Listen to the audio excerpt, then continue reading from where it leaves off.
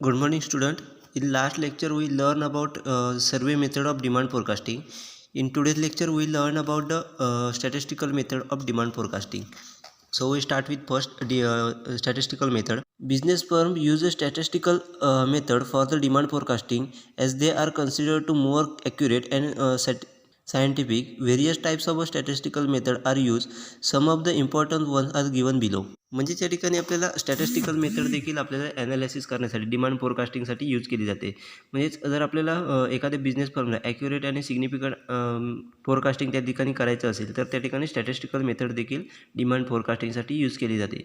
त्या ठिकाणी त्यामध्ये देखील वेगवेगळे टाईप आपल्याला दिसून येतात. म्हणजेच स्टॅटिस्टिकल मेथड देखील मेथडमध्ये देखील आपल्याला वेगवेगळे टाईप त्या ठिकाणी दिसून येतात. त्यामधील काही टाईप आपल्याला या ठिकाणी दिलेले आहेत, ते आपण आता पुढे पाहणार आहोत.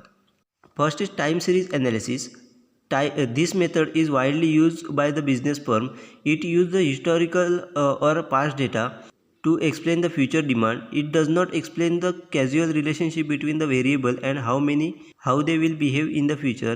It simply assumes that past behavior of the variables with the continuous to future also. The data is related to time period. Hence, the time series analysis tries to find out the factor which affect the behavior of the variable. The change in the variable over the period of time are divided into 4 components. म्हणजे त्या ठिकाणी आपल्याला first type दिला आहे तो म्हणजे time series analysis.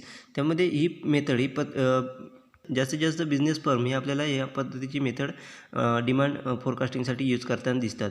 यामध्ये जो काही डेटा यूज केला जातो तो हिस्टॉरिकल असतो किंवा तो पास्ट डेटा त्या ठिकाणी यूज केला जातो. त्याच्यावरून आपल्याला फ्युचर डिमांड एक्सप्लेन केलेली दिसून येते. याच्यामध्ये कोणत्या प्रकारचं व्हेरिएबलमधलं रिलेशनशिप आपल्याला त्या ठिकाणी एक्सप्लेन केलेलं दिसत नाही. त्याचबरोबर त्या ठिकाणी कन्सिडर केलं जातं की जे काही व्हेरिएबलचं बिहेवियर आता आहे तेच फ्युचरमध्ये आपल्याला तशाच पद्धतीने दिसून येईल असं त्या ठिकाणी गृहीत धरलं जातं.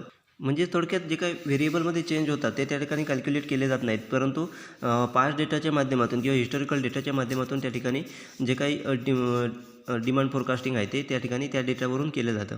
परंतु टाईम सिरीज ॲनालिसिसच्या माध्यमातून त्या ठिकाणी प्रयत्न केला जातो की व्हेरिएबल जे बिहेवियर जे आहे ते त्याचा इफेक्ट आपल्याला डिमांडवरती कशा पद्धतीने होतो त्याचा आयडेंटिफाय करण्याचा प्रयत्न त्या ठिकाणी टाईम सिरीज ॲनालिसिसच्या माध्यमातून केला जातो. तर व्हेरिएबलचे टाईम पिरियडनुसार कशा पद्धतीने चेंज होतात त्याचे वेगवेगळे कॉम्पोनंट आपल्याला या ठिकाणी दिलेले आहेत, ते आपण आता पुढे पाहणार आहोत. म्हणजेच टाईम सिरीजनुसार आपल्याला त्या ठिकाणी वेगवेगळे जे व्हेरिएबल आहेत त्यांच्यामध्ये कशा पद्धतीने चेंज होतात त्याचं आपल्याला डिवायडेशन या ठिकाणी दिलेलं आहे. First is trend. There may be long-term change in the demand for the product due to the change in the populations, taste and preferences of the people, etc. This is known as trend and it implies long-term increase or decrease in time series of variable. म्हणजे त्या ठिकाणी आपल्याला पहिला component दिला आहे तो म्हणजे trend. Trend म्हणजेच काय तर प्रोडक्टमध्ये जे काही चेंज होतात, प्रोडक्टच्या डिमांडमध्ये जे काही चेंज होतात पॉप्युलेशनवरून असेल किंवा टेस्ट आणि प्रेफरन्स असेल कस्टमरचा, त्याच्यावरून जे काही प्रोडक्टच्या डिमांडमध्ये चेंज होतात त्यालाच आपण ट्रेंड असं म्हटलं जातं. म्हणजेच आपण मार्केटमध्ये जर एखाद्या प्रोडक्टची डिमांड आपल्याला कस्टमरच्या टेस्ट किंवा प्रेफरन्सनुसार चेंज झालेली दिसली तर आपण त्याला ट्रेंड आला आहे अशा प्रकारचं आपण संबोधलं जातं. म्हणजे ट्रेंड त्याला म्हटलं जातं की कस्टमरच्या टेस्ट आणि प्रेफरन्स जे काही चेंज होतात त्याच्यानुसार डिमांडमध्ये प्रोडक्टच्या डिमांडमध्ये चेंज होतात त्याला आपण ट्रेंड असं म्हटलं जातं. तर अशा प्रकारचे ट्रेंडमुळे आपल्याला लॉंग टाईममध्ये त्या प्रोडक्टच्या डिमांडमध्ये किंवा त्या टाईम सिरीजनुसार त्या व्हेरिएबलमध्ये आपल्याला लॉंग टाईममध्ये इन्क्रीज किंवा डिक्रीज झालेल्या त्या ठिकाणी दिसून येतात. Next is seasonal variation. Seasonal factors bring out a change in the demand series over the period of time. For example, weather change bring out the fluctuation in time series data. Next आपल्याला factor दिला आहे तो म्हणजे seasonal variations. Seasonal variation म्हणजेच काय तर प्रत्येक सीझननुसार आपल्याला प्रोडक्टची डिमांड त्या ठिकाणी चेंज झालेली दिसून येते. म्हणजे समर सीझनमध्ये कोल्ड्रिंकला आपल्याला डिमांड जास्त दिसून येते, परंतु विंटर सीझनमध्ये आपल्याला कोल्ड्रिंकला त्या प्रमाणात डिमांड ही कमी प्रमाणात दिसून येते. अशा प्रकारचे जे काही सीझननुसार आपल्याला त्या ठिकाणी डिमांडवरती चेंज झालेले दिसून येतात त्यालाच आपण सीजनल व्हेरिएशन असं म्हटलं जातं.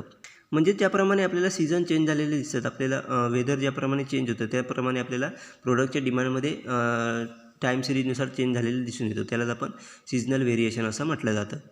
Next is cyclical variation. It refers to the fluctuation in the data due to the cyclical variation ups and down in the business. म्हणजे त्या ठिकाणी आपल्याला नेक्स्ट कॉम्पोनंट दिला आहे तो म्हणजे सायक्लिकल व्हेरिएशन. सायक्लिकल व्हेरिएशन म्हणजेच काय तर ज्याच्या माध्यमातून आपल्याला सायक्लिकली बिझनेस डेटामध्ये आपल्याला फ्लक्च्युएशन दिसून येतं. म्हणजेच कधी अप्स होतो कधी डाऊन होतो अशी आपल्याला सायकल आपल्याला बिझनेसमध्ये दिसून येते. म्हणजेच काही वेळेला डिमांड ही आपल्याला कमी झालेली दिसून येते, काही वेळेला ती वाढलेली दिसून येते. ही आपल्याला सायकल त्या ठिकाणी बिझनेसमध्ये चालू दिसून येते. अशा प्रकारच्या माध्यमातून जी काही डिमांड आपल्याला कमी जास्त होते त्याला आपण सायक्लिक व्हेरिएशन असं म्हटलं जातं.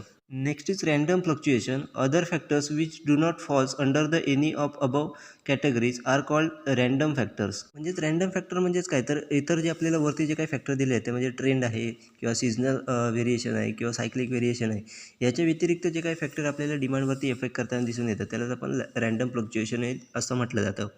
हे व्हेरिएशन आपल्याला प्युअरली इरेग्युलर दिसून येतं, म्हणजे हे रेग्युलरली आपल्याला होताना दिसत नाही, तर हे काही वेळेलाच आपल्याला ठराविक वेळेमध्ये ते होताना दिसून येतात. म्हणजे त्याचा टाईम पिरियड हा ठरलेला नसतो, हे आपल्याला अचानकपणे त्या ठिकाणी रँडमली त्या ठिकाणी फ्लक्च्युएशन आलेलं दिसून येतं.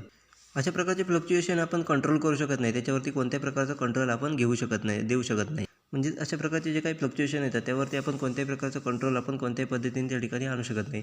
म्हणजेच फॉर एक्झाम्पल सांगायचं झालं तर रँडम फॅक्टर्समध्ये अर्थक्वेक झालं असेल किंवा वॉर झालं असेल, अशा प्रकारचे जे काही फॅक्टर आपल्याला दिसून येतात त्याच्या माध्यमातून आपल्याला डिमांडवरती अफेक्ट झालेलं दिसून येतं, त्यालाच आपण रँडम फ्लक्च्युएशन असं म्हटलं जातं.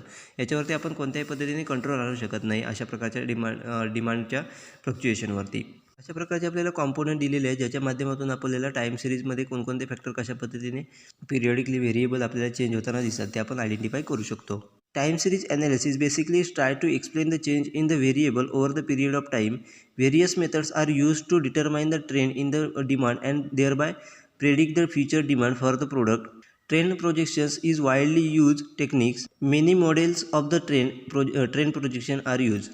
टाईम सिरीज ॲनालिसिसच्या माध्यमातून आपण जे काही व्हेरिएबलमध्ये चेंज होतात त्यानुसार आपल्याला डिमांडवरती जे काही परिणाम होतात ते आपण आयडेंटिफाय करण्याचा प्रयत्न केला जातो. म्हणजेच टाईम पिरियडनुसार जे काही व्हेरिएबलमध्ये चेंज होतात त्याचा इफेक्ट आपल्याला डिमांडवरती कशा पद्धतीने होतो हे आपण टाईम सिरीज ॲनालिसिसच्या माध्यमातून आयडेंटिफाय करण्याचा प्रयत्न करत असतो.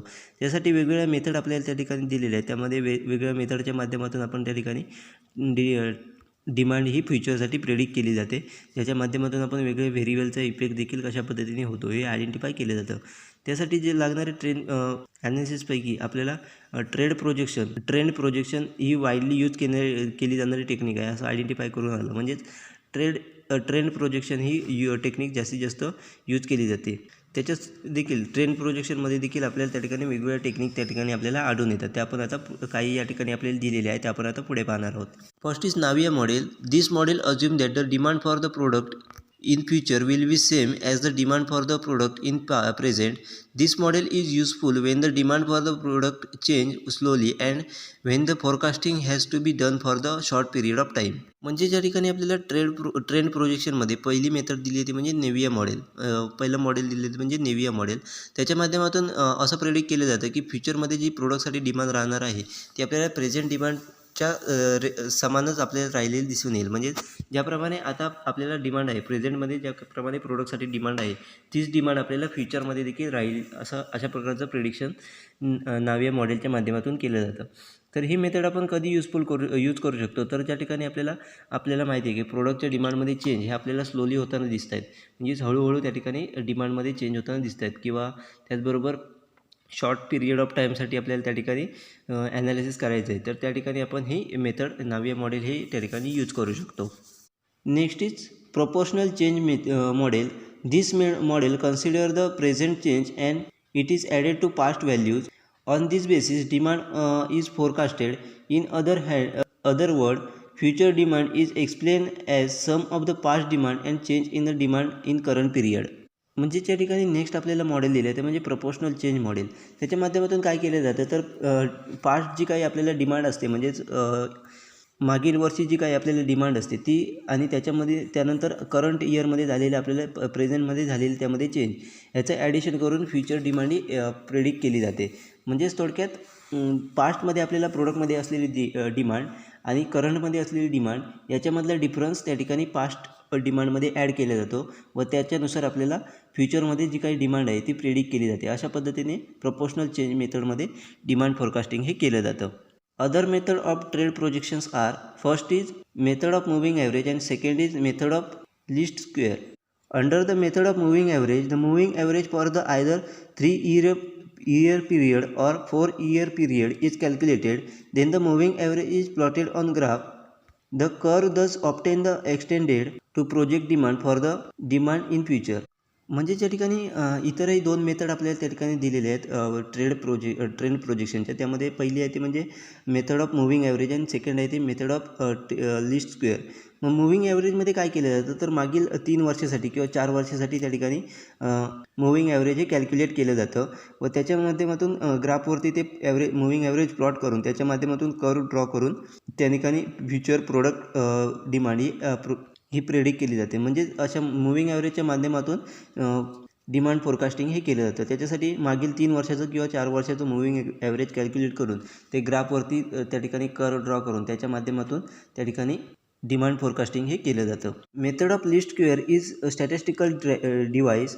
Here the relationship between the independence and depend variable is express in the form of equation. The popular equation used is y is equal to a plus bx.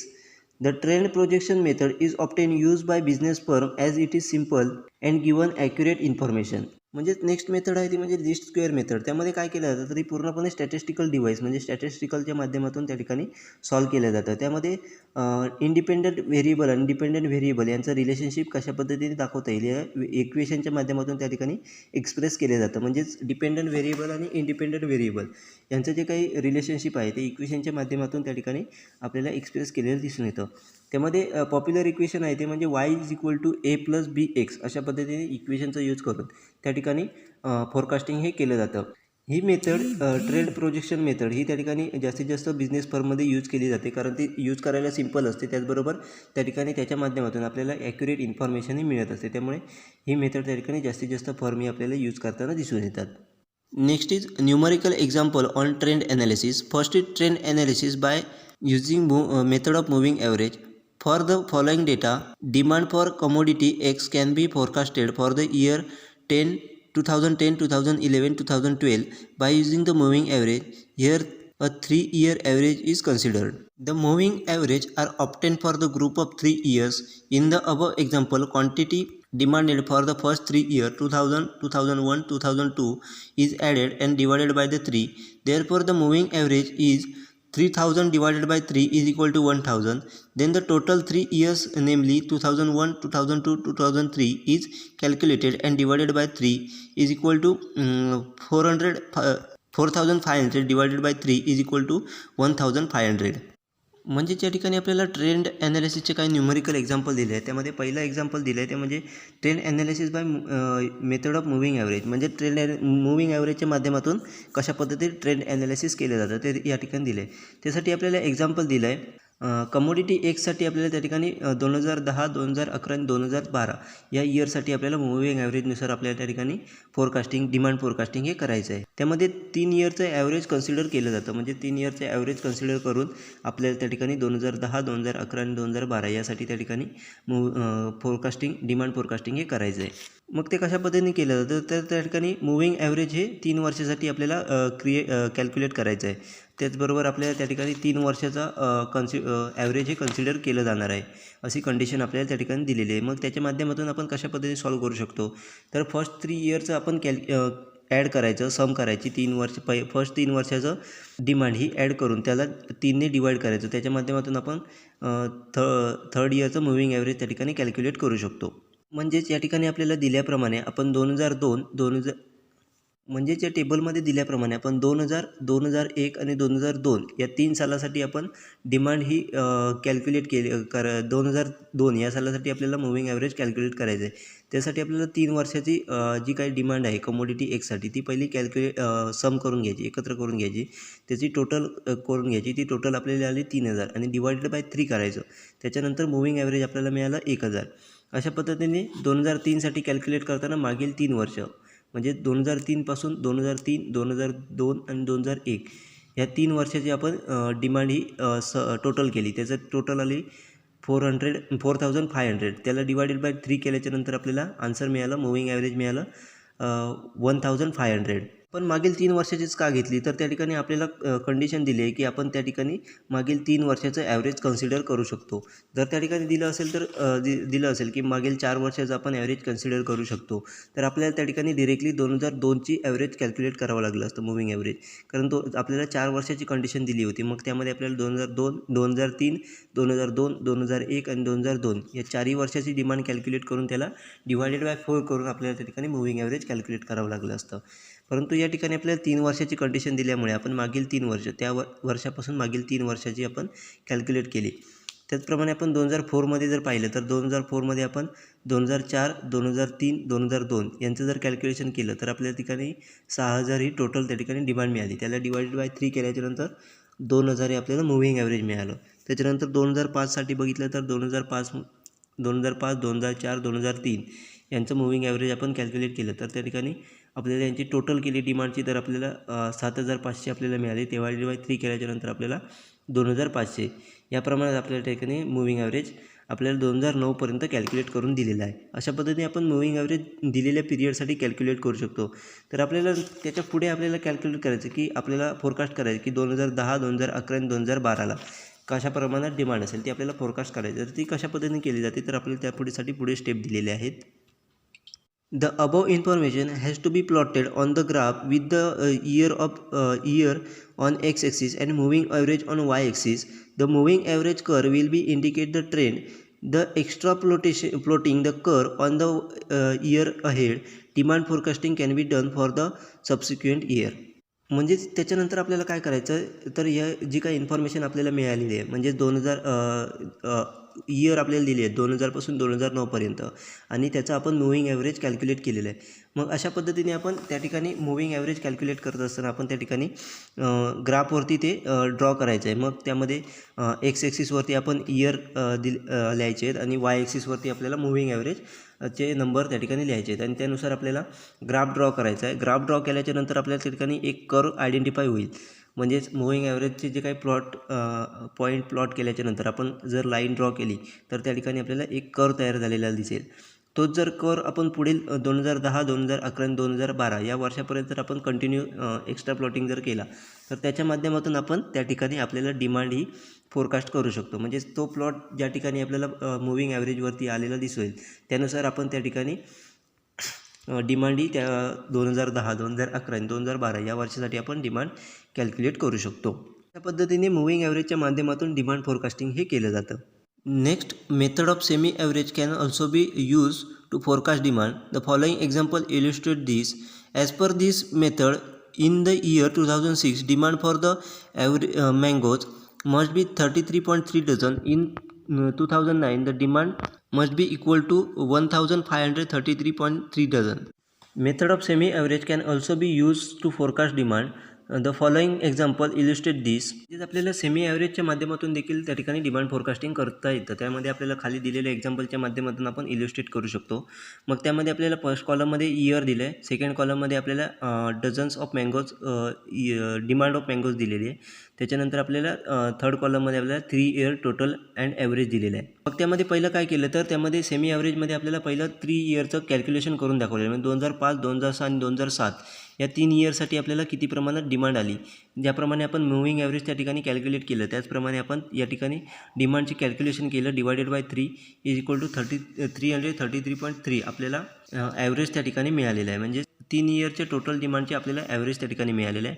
आणि त्याच्यानंतर 2008, 2009 आणि 2010 या 3 वर्षासाठी आपल्याला कॅल्क्युलेशन केलं तर आपल्याला 4600 टोटल डिमांड मिळाली. डिवायडेड बाय 3 केल्याच्यानंतर आपल्याला 1533.3 इथपर्यंत आपल्याला ॲव्हरेज मिळालेली आहे.